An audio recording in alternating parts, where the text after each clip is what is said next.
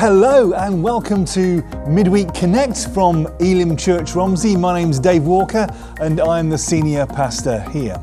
As we go through January with these Midweek Connect broadcasts, our theme is going to be the Psalms. And this particular week in our church, we've got a week of prayer, 5 nights of prayer.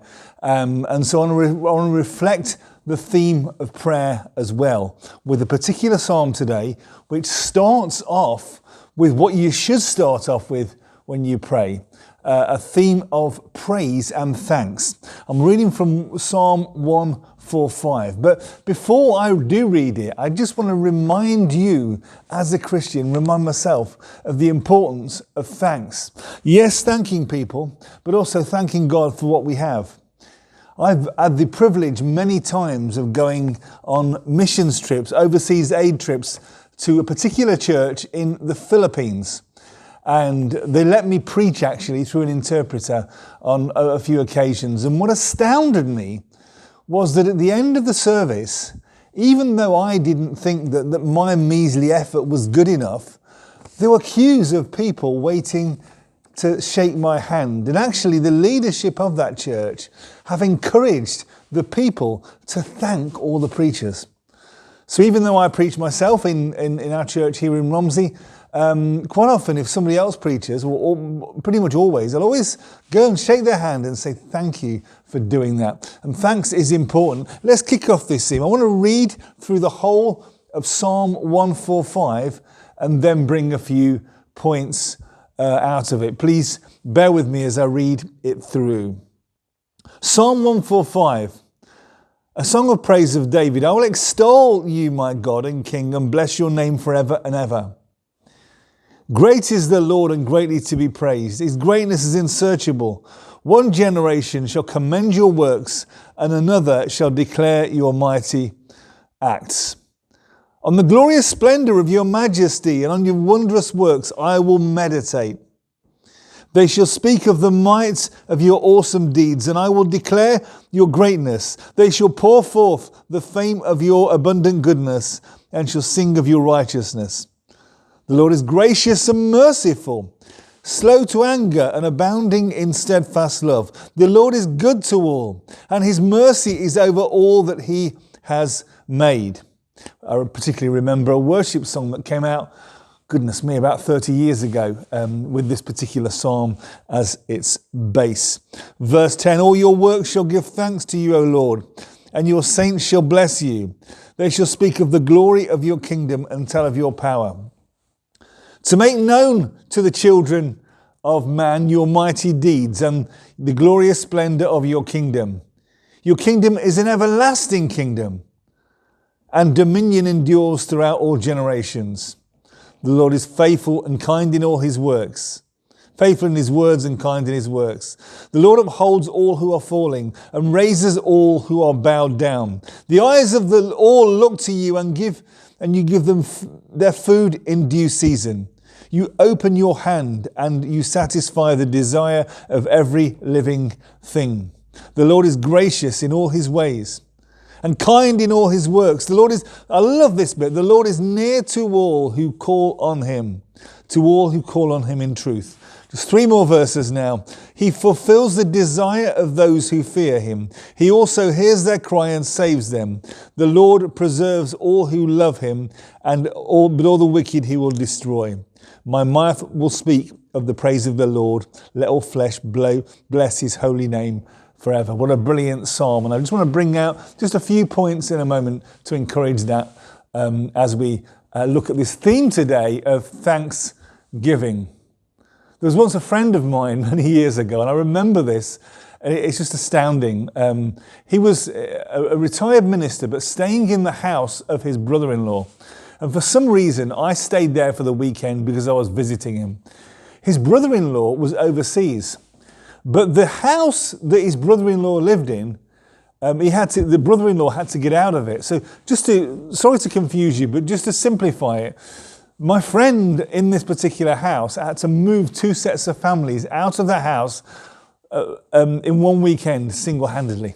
Literally to move 2 families out, move the two families into another place, while one of the families was away. It's confusing. They had to move all their sort of furniture out. And he was a Christian, but he was walking around the house singing the words of "Count Your Many Blessings." And I remember seeing him now saying, he's saying, "Dave, don't worry about it. God's good. Let's look at what he's doing." And he was saying, "When upon life's billows you are tempest tossed." The words of "Count Your Many Blessings." And I was thinking, what this guy was saying is, irrespective of what is going on, start off your prayer, your devotion, your day with thanksgiving to God. And there are just a few points in here that I want to bring out. Just verse 1, I'm not going through every bit, don't worry. "I will extol you, my God and King, and bless your name forever." My King, my God. Is God your God and King? As a Christian, is he your king? When the late Queen passed away and her son took over, King Charles, there were hashtags on Twitter, on social media, that said, "Not my king." And some people have a problem with authority. And it's impossible to become a Christian if you have a problem with authority. King Charles is our king. No, it's not a democratic process. It doesn't matter. He's my king. I am his subject. I've got no problem with that at all. It's just easy to accept. And when you can have the type of attitude towards accepting that, it makes it easier to accept the reign of Jesus Christ as Saviour in your life. And a few other things in here. It says, "One generation shall commend your works to another." I remember passing my driving test when I was about 19 or 20 or something like that. I might have been 21.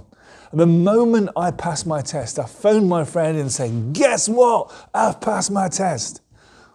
And I walked away from that phone call thinking, would I be as enthusiastic talking about the goodness of God in my life? Well, in a sense, it was the goodness of God that helped me pass the test, because without God, I wouldn't have passed it.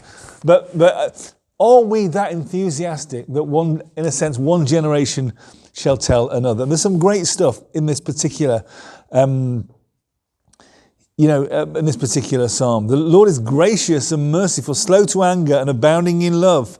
Verse 8, "The Lord is good to all, and his mercy is over all that he has made." 1 Thessalonians, it talks about our gospel coming to you with power.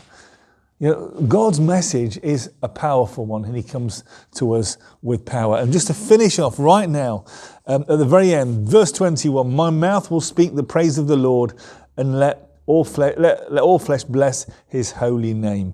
Yes, what a truth there. And I would say read through Psalm 145, because there's so much in there which can really encourage you. Are you watching this today? And are you a Christian? I will say to you, just deepen your walk of prayer with God. Get up what I do now is I have a communication and social media fast every day from 9 p.m. till 9 a.m. My phone's off. All right. If it's an emergency, there are other ways that people can contact me. But from 9 p.m. to 9 a.m., in the morning when I get up, the first thing I do is pray, and I love it, and I look forward to it. And my anxiety is so much less because I haven't got beep, Prince Harry this, Brexit, that, all coming down to me on social media. We don't need that all the time. I don't need to know what party Jimmy's been to or Mrs. Jones, what she's been doing. Yeah, find out later in the day and look at what you want, but start off with prayer. And if you are struggling to pray, I would say make room for God. If you don't know Jesus Christ as your Lord and Saviour, I want to say that he is the way, the truth and the life. He died to make a way for you. And I dare you to spend 2023 on Jesus. Deepen your prayer.